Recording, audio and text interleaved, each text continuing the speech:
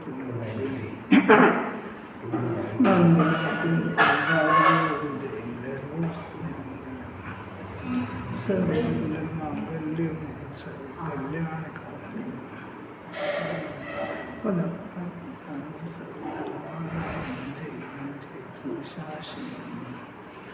नमस्ते साराय साराविद्याचकाचते चित्सदाय भवाय सर्वांतरचिते। पढ़ो।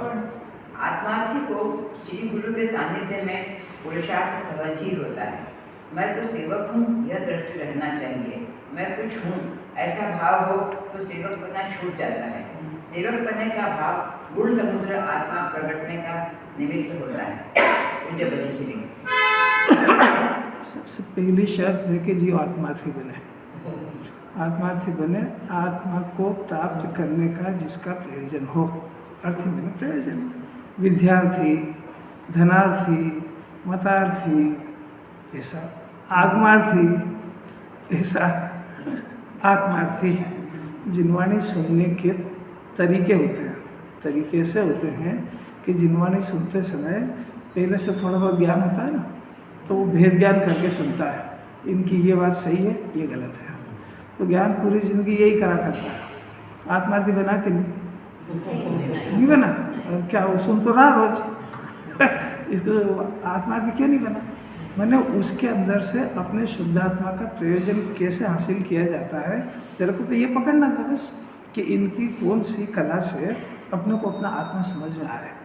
और सेवक बनने का अर्थ है कि ज़्यादा ज्ञान उनके आगे नहीं बगाड़ना, उनसे कुछ हासिल करना है तो उसमें से पकड़ते जाओ। उसमें भेद ज्ञान नहीं करना है, क्योंकि अपन ने जब वहाँ किसी को बिठाया है तो अपने से ज़्यादा ज्ञान इसलिए बिठाया ना, तब उनको क्या समझाना वहाँ बिठा के। ऐसा आत्मार्थी बने, उसमें से सिर्फ वो जो जिनवाणी का वर्ग निकालते जाए। ये भी नहीं देखना वो ज्ञानी है अज्ञानी है, कपड़े पहने हैं नहीं कपड़े पहने, उन्हें क्या शास्त्र पढ़ा, कुछ नहीं, तू तो सुन बस। उसको आत्मार्थी कहते हैं। दो में अर्थ अलग अलग ना। आत्मा को प्राप्त करना जिसका प्रयोजन है, और मोक्ष को प्राप्त करना जिसका प्रयोजन है। आपका क्या प्रयोजन है? मोक्ष। तो आत्मा तो चाहिए,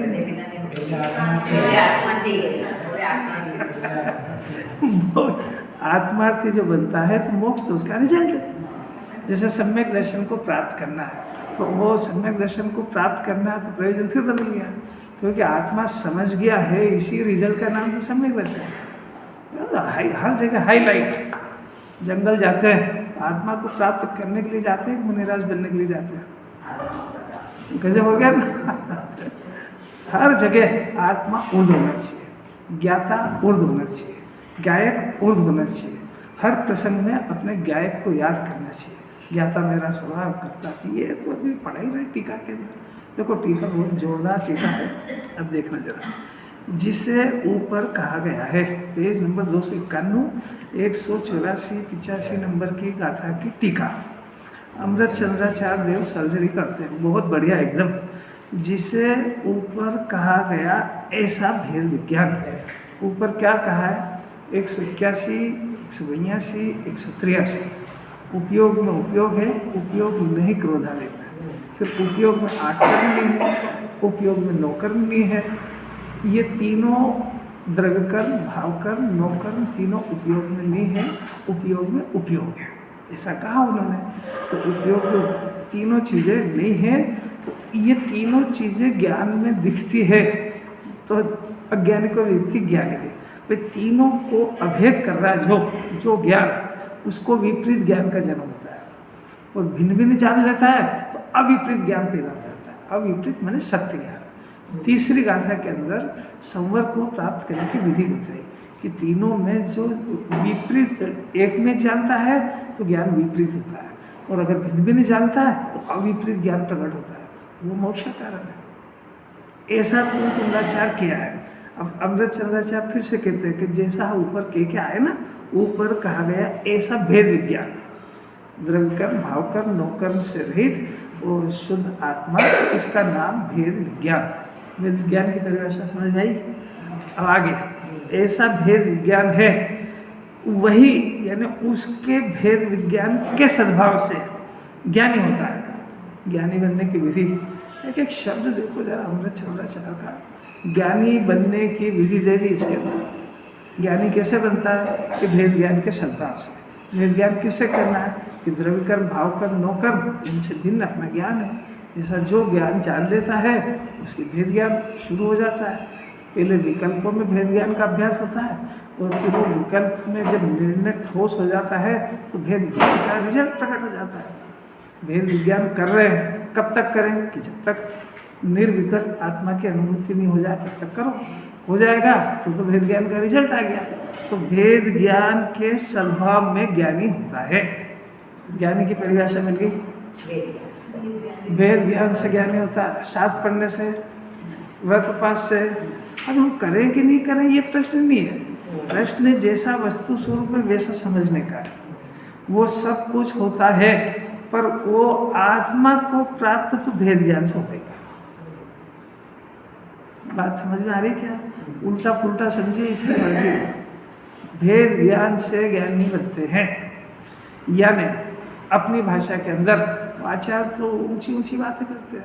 जो जीव अपने ज्ञान में अपने को ज्ञान शरीरी समझ ले, बस अपने ज्ञान से अपने को देह से रहित ज्ञान और आनंद की मूर्ति जान जाए, जो ज्ञान अपने ज्ञान से जो ज्ञान और लोकालोक को देखने में बर्बाद हो रहा है, वो ज्ञान लोकालोक को एक बार देखना बंद कर दे और आत्मा को एक बार देख ले, उसको जिनवाणी ज्ञानी कहती है परिभाषा। अब कहाँ लिखी है वो? सब ज्ञानियों के हृदय में लिखी है, देखो। फिर से जीव के अंदर राग आदि का परिणाम होता है कि नहीं होता है? ये राग को करता है कि अपने आप होता है? फिर उलझ गया अपने आप में। देखो सुनो शांति से सुनो। ये नहीं होता नहीं। ये जीव धर्म के नाम पर राग को करना चाहता है और राग से मोक्ष मार्ग होना ऐसा मानता है, इसलिए राग का कर्ता बनता है। तो राग तो बहुत होता है। अब जैन दर्शन देखो कहाँ से स्टार्ट करता है कि राग को करने से तो मोक्ष मार्ग होता ही नहीं है, क्योंकि राग आश्रय तत्व। क्योंकि का लॉजिक सुनना जरा। क्योंकि राग आश्रय तत्व है, वो जीव ज्ञान तत्व है। ज्ञान और राग के अंदर आधार आदि संबंध भी नहीं है और दोनों के अंदर लक्षण भेद भी है। दोनों के अंदर राग विभाव है, ज्ञान स्वभाव है। इसलिए जो जीव राग का कर्ता बनता है और राग को मोक्ष का कारण मानता है, उसको तो तीन काल में तीन लोक में कभी भी न भेद ज्ञान होगा और न सम्यक दर्शन होगा, क्योंकि जिससे भेद ज्ञान करना था उसको इसने मोक्ष का कारण मान लिया। कुछ विपरीतता समझ आती है पाटनी जी? यही हो कि जिससे जिनवाणी भेद ज्ञान कराना चाहती थी, है ना, कुंदाचार्य से विपरीत चिंतन है। कुंदाचार्य ऐसा कह रहे हैं कि ज्ञान और राग में आधार संबंध ही नहीं है, दोनों नहीं आ रहे हैं, और इसने उसी राग को आत्मा की प्राप्ति का कारण मान लिया, तो विपरीतता हो गई। तो ये तो विपरीत ज्ञान हो गया। और आचार्य ये कह रहे हैं कि अविपरीत ज्ञान प्रकट हो, यानी ज्ञान राग का कर्ता नहीं है ऐसा प्रकट हो तो सम्यक ज्ञान होएगा। तो कुछ समझ में आ रही क्या? रोज मिथ्या ज्ञान का अभ्यास कर रहा है, सम्यक ज्ञान का अभ्यास, तो दोनों भिन्न भिन्न है। इससे बहुत आगे बहुत बड़ी बात है जो कह रहे हैं। क्या कह रहे हैं कि अनादिकाल से जीव राग को करके मोक्ष मार्ग चाहता है, सो तो संभव है ही नहीं। पर ज्ञान स्वभावी आत्मा जब इसने आगम से जाना कि मेरा ज्ञान स्वभाव है, तो जिनवाणी ने कहा था कि राग को करना तेरा स्वभाव नहीं है, राग को जानना तेरा स्वभाव है।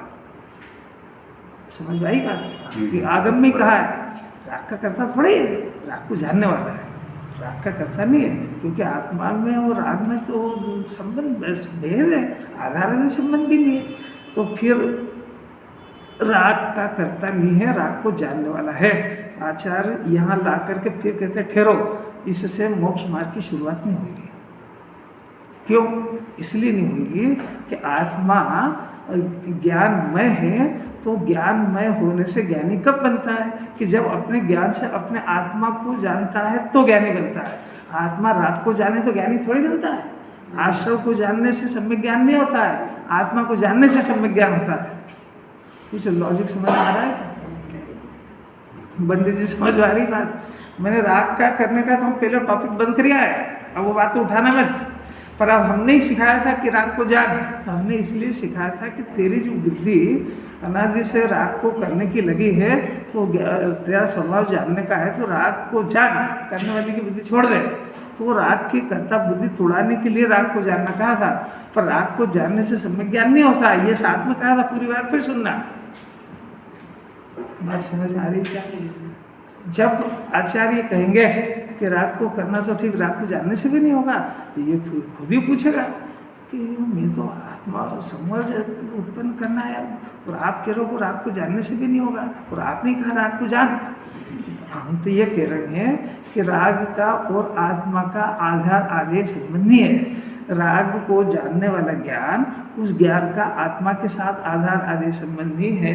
तो तू जो राग को जानता है, तो अज्ञानी होने के लिए ज्ञान ज्ञान में से होता है, और वो ज्ञान का और आत्मा का आधार आदेश संबंध है। तो वो ज्ञान जब आपने आत्मा को जानता है तो सम्यक ज्ञान होता है, राग को जानता है तो सम्यक ज्ञान नहीं होता है। बात समझ में आ रही है? आत्मा को जानने का अभ्यास करे कि मैं तो ज्ञाता हूँ, राग का भी जानने वाला हूँ, रोटी का भी जानने वाला हूँ, बच्चे का भी जानने वाला हूँ, उदय का भी जानने वाला हूँ, तो सब में ज्ञान नहीं होगा, पागल की तरह बकबक करेगा। और ज्ञान जब आत्मा को जानेगा तो उस समय भी तो राग तो रहेगा। अब उस समय में राग रहेगा, तो जिस समय में आप तो इधर देख रहे हो इस तरफ, तो आपके पीछे कोई बैठा है कि नहीं? आपको क्या मालूम? आपको क्या मालूम? क्योंकि आपकी दृष्टि इधर है। नहीं मालूम है सो भी गलत है, और पीछे बैठे हैं या नहीं बैठे ये भी फैसला गलत है, क्योंकि आपको पता ही क्या है, यही समझ में। तो जब ये ज्ञान अपने शुद्धात्मा को देख रहा है, तब इसको पता ही कहा कि राग है कि नहीं। और अगर उसको पता लग गया कि राग है, तो फिर राग को देख रहा है कि ज्ञान को देख रहा है? तो फिर देखा ही कहाँ उसने आत्मा को? फिर से दृष्टांत सुनना। देखो भैया का जो प्रश्न है कि जब शुद्धात्मा की राग तो है ही, भले शुद्धात्मा करे कि न करे। प्रश्न आपको, आपका उत्तर समझ आ गया? आपने पहले आपका उत्तर समझ आया कि नहीं आया?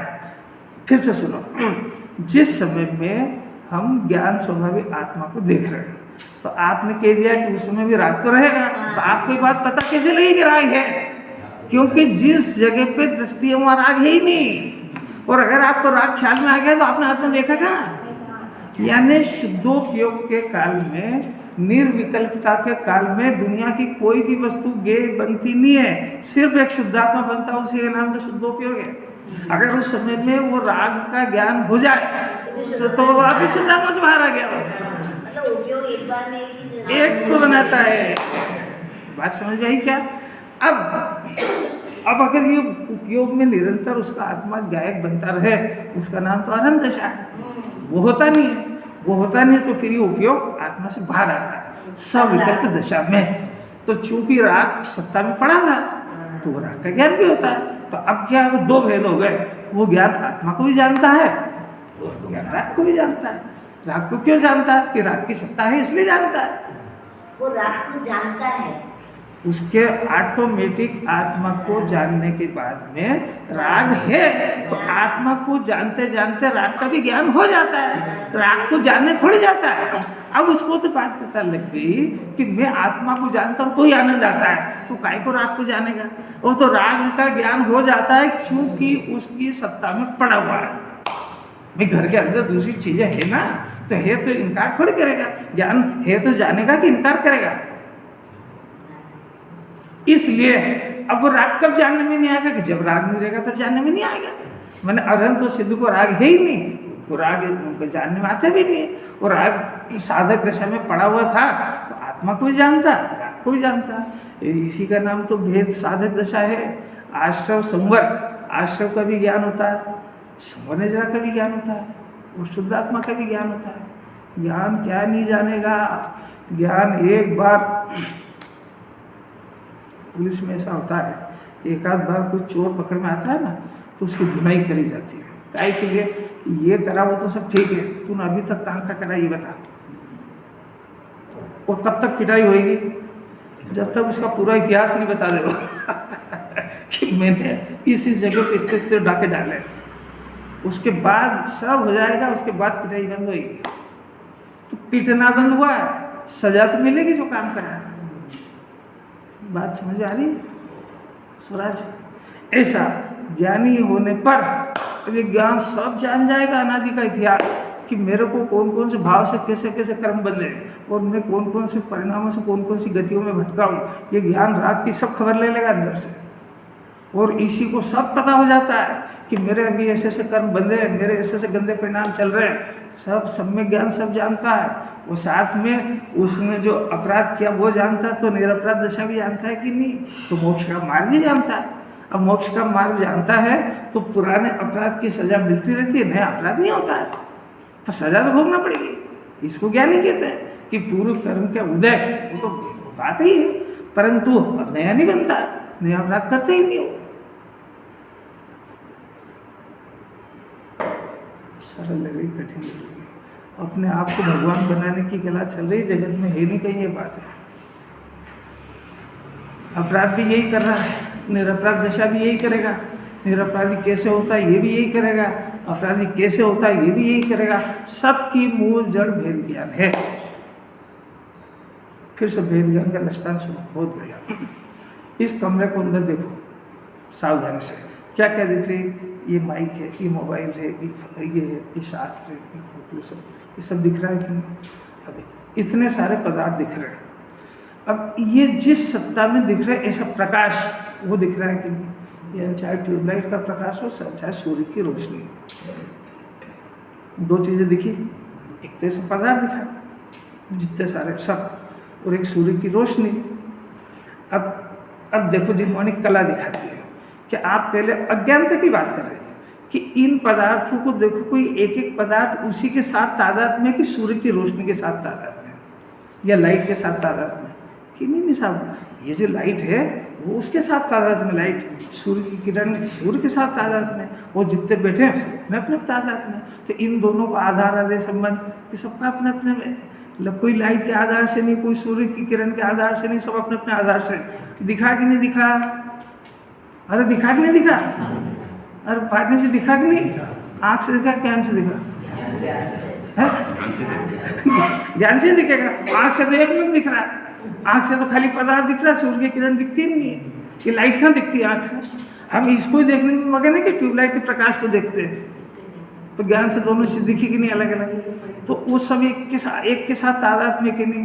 हो गया। अब आगे बढ़ते कि अब इसको जानने वाला अपना ज्ञान, अब मोक्ष मार्ग में एंट्री शुरू करते हैं। तो इसको जानने वाला ज्ञान, वो ज्ञान अपना अंदर से आ रहा है आत्मा से, और वो ज्ञान इन सब पदार्थों को प्रकाशित कर रहा है। पहले जिसको कर रहा था उसको भी, प्लस लाइट को भी, प्लस ये ज्ञान की सत्ता में ये पदार्थ सारे के सारे झलके। फिर से वही आ जाओ कि ये ज्ञान इस आत्मा के साथ तादाद में कि पदार्थों के साथ में? जैसा सूर्य की किरण किससे तादाद में थी? सूर्य से। ट्यूबलाइट के प्रकाश किससे तादाद में थी? वो उससे। तो इनको जानने वाला ज्ञान किसके साथ तादाद में? अरे बस इतना गजब हो गया। ये सब न्यारे न्यारे दिख गए। यही तो वेद ज्ञान है कि इनका सबका तादाद में संबंध अपने अपने पदार्थों से है। इसी का नाम तो वेद ज्ञान है। कोई सा भी पदार्थ किसी दूसरे पदार्थ के आधार से नहीं। तो मेरे ज्ञान के आधार से ये और इसके आधार से वो और ये कुछ, ये सब अज्ञान है। सभी में किसी तरह का कोई आधार आदेश संबंध नहीं है, क्योंकि 81, 82, 83 गाथा की टीका, प्रत्येक पदार्थ अपने स्वरूप में प्रतिष्ठित होता है। वो कट गया नहीं वो नियम? क्या नियम है?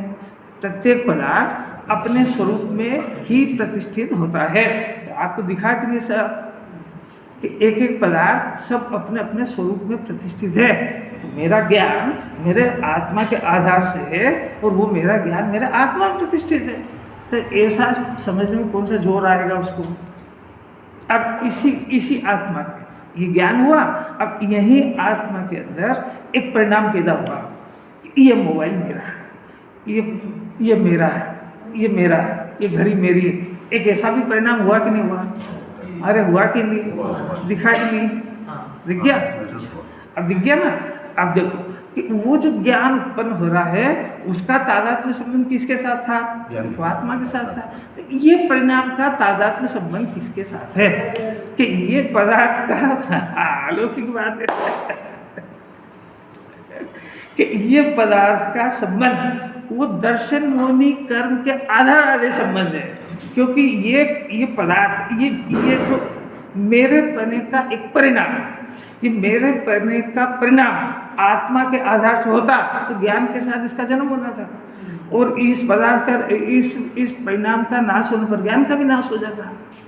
तो ये एक परिणाम विपरीत जाति का, भले ही वही हो रहा हो,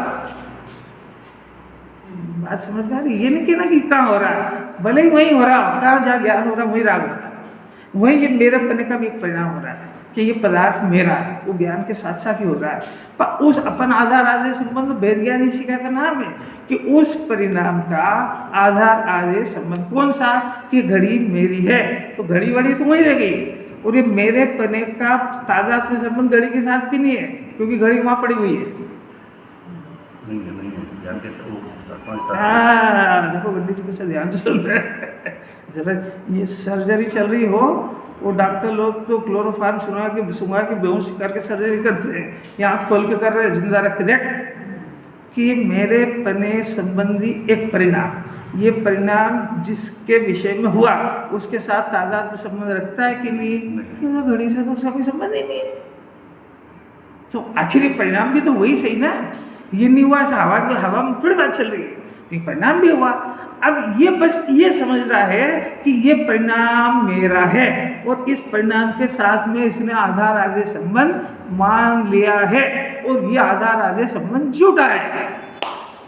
ये इसके आश्रव का कारण है, यही समझ में।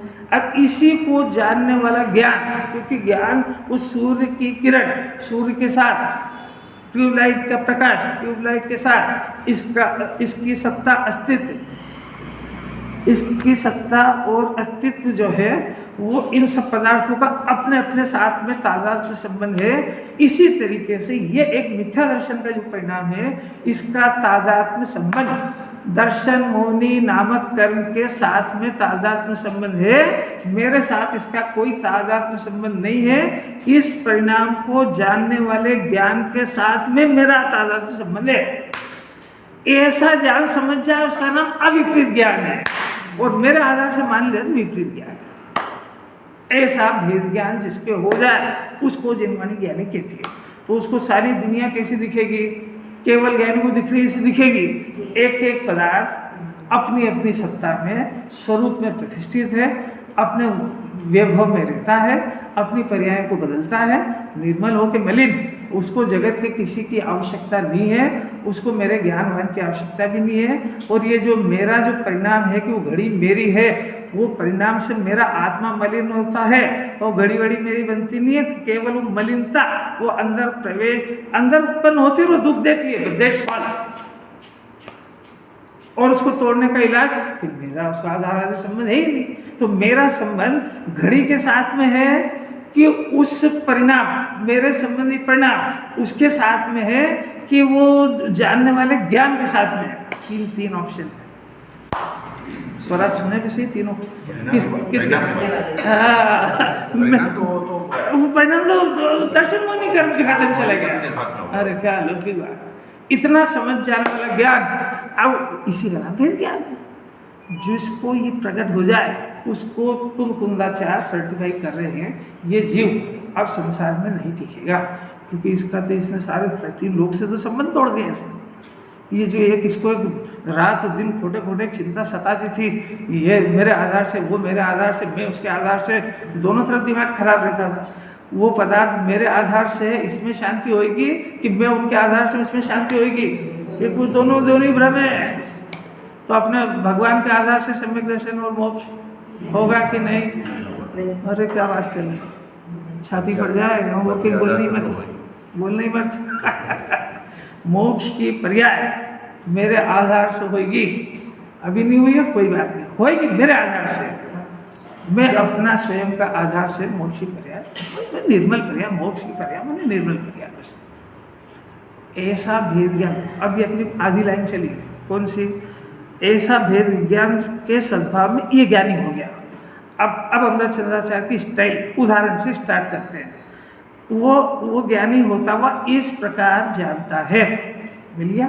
शास्त्र तो है ही नहीं, क्या मिला? इधर देख रहे हैं। चलो एक आध दिन की और बात है, क्या करें, थोड़ी दिक्कत होती है, थोड़ी असुविधा होती है। चलो कोई बात नहीं, चलो जैसे प्रचंड अग्नि के द्वारा बस बस बस बस बस बस इसी को तो आगे बढ़ाना। बस ज्ञानी कैसे जानता है ये बात अब सिद्ध करेंगे अपन। 2 लाइन छोड़ दो, है ना ये, क्योंकि 1000 कारणों के एकत्रित होने पर स्वभाव छोड़ना अशक्य है। इस प्रकार उच्छेद हो जाएगा वस्तु का। ज्ञानी इस प्रकार जानता है, चलो पूरा पढ़ लेते हैं अपन।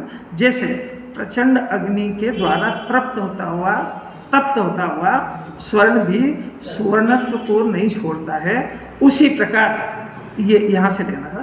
कर्मोदय के द्वारा घिरा हुआ होने पर भी, यानी विघ्न करने पर भी ज्ञानत्व को नहीं छोड़ता है, ये कहना था।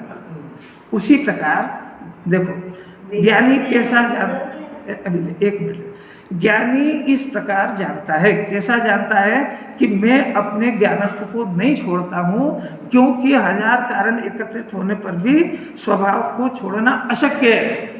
ये रूल दिया। अब फिर से दृष्टांत बात है। एक सोना है, खदान में से निकला हुआ सोना। खदान में से निकला हुआ सोना कभी भी शुद्ध नहीं होता है, उसके ऊपर मलिनता रहती है। अब उसको शुद्ध करने के लिए आग में जलाते हैं। अपन खरीद के लाओ और सोने के पास ले जाओ, और जलाएगा तो अपना सावधानी से जलाना कि ऐसा नहीं हो मेरा सोना भी जल जाए। और वो बिना झिझक एकदम ताव देता है उसमें। अब आचार्य कह रहे हैं कि इतनी अग्नि लगने पर सोना जलता है कि मेल जलता है? मेल ही जलता है, क्योंकि सुवर्णत्व को कभी नहीं छोड़ता है स्वभाव। शक्कर मिठास को कभी भी नहीं छोड़ती है, चाहे किसी भी दुनिया के प्लांट में नमक में डाल के घोल लो उसको। नमक कभी भी अपनी खारेपने को नहीं छोड़ता है, चाहे शक्कर के घोल में रख दो उसको। शक्कर 100 ग्राम शक्कर एक बोरी कड़वे चिरायते के अंदर रख दो, शक्कर कभी भी कड़वासपन आएगा कि नहीं? क्यों नहीं आएगा? कि वो अपने स्वभाव को नहीं छोड़ती। इसी तरीके से ज्ञान अपने ज्ञानत्व को कभी नहीं छोड़ता है। इसमें 2 बात है। ज्ञानी की बात चल रही है, इसलिए इसमें स्वभाव की बात नहीं है, क्योंकि स्वभाव तो अनादि से नहीं जाने तब भी अपने स्वभाव को नहीं छोड़ता है। पर यहाँ ज्ञानी की बात है कि उसके ज्ञान में जब अपना ज्ञानत्व पकड़ में आ गया, माने भेद ज्ञान हो गया, तो उसने अपने ज्ञान से इन तीनों को, द्रव्य कर्म, भाव कर्म, नौ कर्म को भिन्न जान लिया। इसका नाम ज्ञानत्व। ये ज्ञानत्व कितना भी प्रचंड कर्म का उदय आए तो वापस से राग और तीनों के साथ एकता नहीं करेगा। इसका नाम ज्ञानत्व छोड़ना।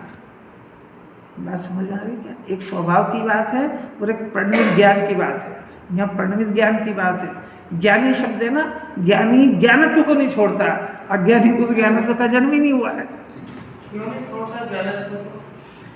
क्योंकि एक बार उसको एक बार आपके यहाँ पे नौकर है, बहुत विश्वास पात्र, सालों से काम कर रहा है, और कोई रिश्तेदार भी नियरेस्ट, और अपने को भी भरोसा है भी इसके ऊपर करेंगे, इसके ऊपर नहीं करेंगे तो किस पे करेंगे। पर कुछ एक समय कुछ ऐसा आया कि हमने उसको विपरीत काम करते हुए पकड़ लिया, चोरी करते हुए, कुछ भी ऐसा काम जो हमारे घर के अनुकूल नहीं है। हमने देख लिया उसको चुपचाप, उसने नहीं देखा, हमने उसको देख लिया। अब आज के बाद ये उसको किस तरीके से देखेगा? जो विश्वास पहले इसके ऊपर इसने सोच रखा था, उस विश्वास का क्या हुआ? अब वो कितने प्रयत्न में वापस जुड़ जाए, वो छोड़ेगा ही नहीं कभी भी। ऐसा जिस ज्ञान ने अज्ञान में, धोखे में भाव कर्म, द्रव्य कर्म, नौ कर्म को स्वजान लिया था, तो अनादि काल बीत गया उसको। अब उसके ज्ञान के नेत्र तो खुल गए, वो उसको विश्वास टूट गया इनका कि ये तेराने वाले नहीं है, ये तीनों की वजह से ही मैं 4 गति भटका हूँ। भाई समझ। अभी तक अपने सुख का कारण भाव कर्म, द्रव्य कर्म, नो कर्म को समझ रहा था। अब इसका ज्ञान जागृत हुआ, इसका ज्ञान ने तो खुल गया और अपना आधार आदेश संबंध अपने शुद्धात्मा से हो गया। तो जो एक बार इस सब में ज्ञान प्रकट हुआ, तो जिस खुले नेत्र से इसने भाव कर्म, द्रव्य कर्म, नो कर्म की सत्ता को अपने से न्यारा जान लिया और उनके स्वभाव को जान लिया कि इनका स्वभाव तो मेरे को दुख देना है, मेरे को सुखी करना नहीं है। एक बार ये ज्ञान प्रकट होने पर क्या वो ज्ञान फिर से इनके साथ एकता करेगा? आपको समझ में आ रही है कि कोई बात? तो उसके ऊपर विश्वास कर लो, फिर सौंप दो उसके ऊपर से, वो डुबो देगा वापस। चोरी करते हुए पकड़ लिया उसको, तो अब कैसा विश्वास करेगा? तो इसलिए एक बार ज्ञानी बन गया तो अज्ञानी नहीं बनेगा, चाहे जैसा प्रचंड कर्म का उदय आ जाए। यही तो कह रहे हैं, अच्छा चाहे जैसा आ जाए। वेद ज्ञान कर लिया, बस इम्पोर्टेंट ये समझने का एक बार बन गया तो फिर वो नहीं बदल। कैसे बदले भाई? वो जो देखो फिर से वो एक नया ज्ञान पैदा हुआ ना, उसको ज्ञानत्व नाम का ज्ञान पैदा हुआ, जिसमें उसको जानने की कला प्रकट होगी। तो उसका रहस्य जान लिया, उसने जान लिया, तो वो क्यों करेगा ये पूछ रहे हैं, ये बता रहे हैं। और लॉजिक दिया कि स्वभाव कभी भी नहीं छोड़ता है, 1000 कारण मिलने पर 1000 के लाख लिया। अब उसको दुनिया के सब यही 24 तीर्थंकर मान लो, कल्पना करो प्रकट होकर आ जाए यहाँ पे और कह तेरा भ्रम हो गया, हमने गलती बोल दिया था तेरे को, ये सब तो तेरे काम आएंगे। तो कहेगा आपको भ्रम हो गया, ये मेरा तो टूट गया है। इतनी दृढ़ता का नाम सम्यक दर्शन है। ज्ञानी हो गया, ज्ञानी स्वभाव तो स्वभाव ही रहेगा। वो है ना, वो त्रिकाल स्वभाव की चर्चा अभी यहाँ नहीं है, क्योंकि त्रिकाल स्वभाव तो ये जाने कि नहीं जाने उसकी बात है। नहीं जाने तब भी वो नहीं छोड़ता है, वो एक प्रकरण है, उसका प्रकरण यहाँ नहीं है। यहाँ प्रकरण ज्ञानी का है, जिसके ज्ञानत्व का जन्म हो गया है। तो ये वापस से सम्यक दर्शन ज्ञान चारित्र छोड़ करके वापस मिथ्या दर्शन ज्ञान चारित्र नहीं होगा, ये प्रकरण है। ये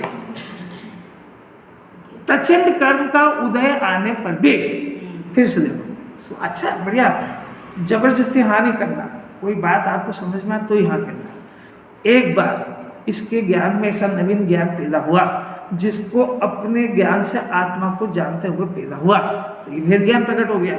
तो इसके ज्ञान में अभी तक द्रव्य कर्म, भाव कर्म, नो कर्म, ये तीनों परिणाम मेरे हैं ऐसा जानने में आ रहा था, है ना। अब शुद्धात्मा मेरा है ऐसा जानता हुआ ज्ञान प्रकट हो गया, तो ये पराये के कोटे में चले गए कि नहीं? तीनों भाव कर्म, द्रव्य कर्म, नो कर्म, ये तीनों पराये के कोटे में चले गए। तो अब ज्ञान को कला प्रकट होगी, क्या कि चाहे जैसी परिस्थिति हो वो ज्ञान अपने स्वभाव में एकाग्र होने का प्रयत्न करता है निरंतर। और वो इस कला को जान गया है कि यदि ये अपना ज्ञान अपने स्वभाव से एकत्व करने की जगह प्रचंड कर्म का उदय आया या प्रचंड कर्म का परिणाम आया, दो बातें, एक कर्म का उदय और एक कर्म का परिणाम। कर्म का उदय यानी कितनी भी तरह का पुण्य का उदय, चक्रवर्ती जैसा, तीर्थंकर जैसा बाहर का वैभव, ये बाहर का वैभव, और प्रचंड पुण्य का परिणाम, ये परिणाम पुण्य का परिणाम हो। इन दोनों के साथ ज्ञान किसी भी परिस्थिति में एकता नहीं करेगा, ये दोनों रहेंगे। यानी पुण्य का परिणाम भी ज्ञानी को बहुत होता है, पुण्य का उदय भी ज्ञानी के जितना होता है, अज्ञानी की नहीं होता है। पर ये प्रचंड कर्म का उदय, ये सार्थक कर लिया अपन ने, जिनवाणी में हर जगह सार्थक आता है। अरे प्रचंड कर्म का उदय मैंने सिगड़ी रख दी जिंदे शरीर के ऊपर, आग लगा दी सबके ऊपर, रुई चारों तरफ से लगा के आग लगा दी, और इससे प्रचंड कर्म का उदय क्या आता है? 7वें नरक चले गए श्रेणी के राजा, गर्भवती महिला सीता और अंजना, उन दोनों को जंगल में छोड़ दिया। ऐसा अज्ञानी, ज्ञानी तो ठीक, कोई अज्ञानी भी ऐसा पाप में घबराएगा कि अब चलो सामान्य होते तो ठीक है, अभी कैसे छोड़िया है, तब भी उनको छोड़ दे गया। इससे ऊंचा प्रचंड कर्म का उदय नहीं होता है। बात उसकी नहीं चल रही, बात इसकी चल रही, उनका ज्ञान कर्म के उदय के साथ में अब नहीं जुड़ेगा, इसका नाम है ज्ञानत्व नहीं छोड़ना।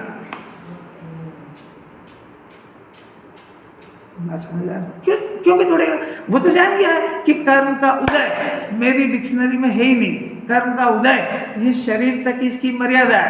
कर्म का उदय शरीर तक ही रहता है। मेरे आत्मा में आज तक किसी भी कर्म के उदय का प्रवेश नहीं हुआ है, इसलिए कर्म के उदय से तो मेरी नास्ती है।